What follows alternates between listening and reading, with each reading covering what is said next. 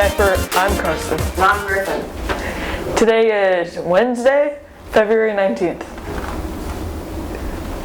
Guess what it is time for? It's time to get motivated. Check out Lucy's motivational movie quote for this week.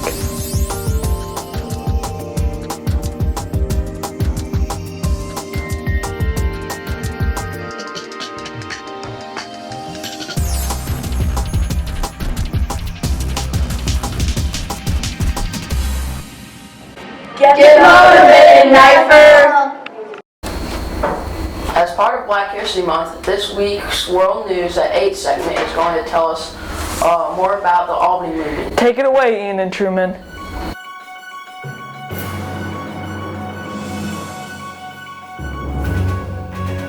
Oh, I'm Truman.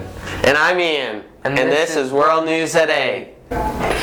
The Albany Movement was formed on November 17, 1961 by people from the SNCC and the NAACP and others. The movement was successful in mobilizing massive protests during December 1961 and the following summers. Today on our Black History segment, we're talking about the Albany Movement.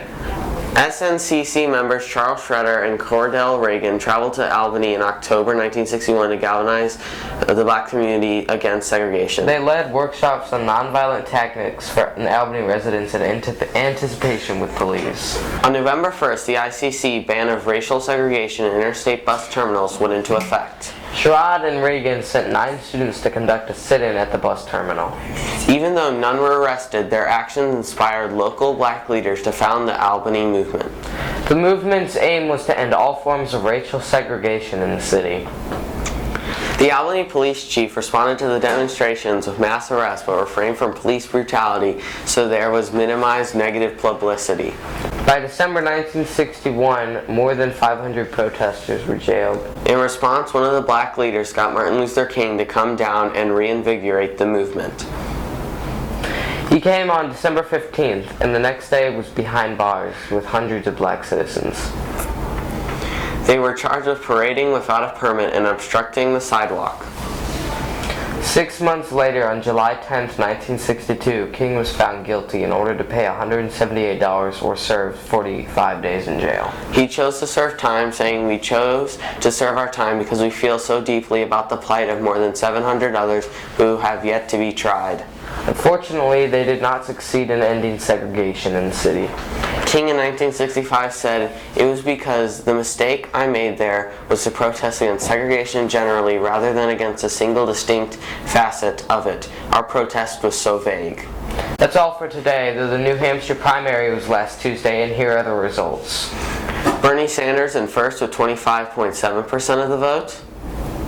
Buttigieg in second with 24.4% of the vote. Amy Klobuchar in third with 19.8%. And everyone else was below 10%, including Elizabeth Warren and Joe Biden. The delegate count came out to both Bernie and Pete getting 9. Klobuchar got 6 delegates. Thank you for coming. We will have one more Black History Month story next week. Have a good day.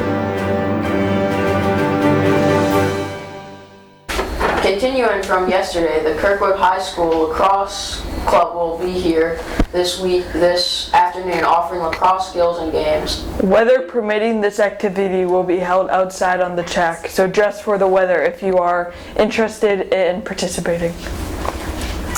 Other after-school activities today are 7th grade intramural basketball in the South Gym, Power Hour in room 203 South. Robotics Club in the library Lab 1, Yoga with Miss Hunter in room 10 South. and Youth Activist Club with Miss Adam in room 14 South. Thanks, that's it for today. Remember, you belong at Nipher.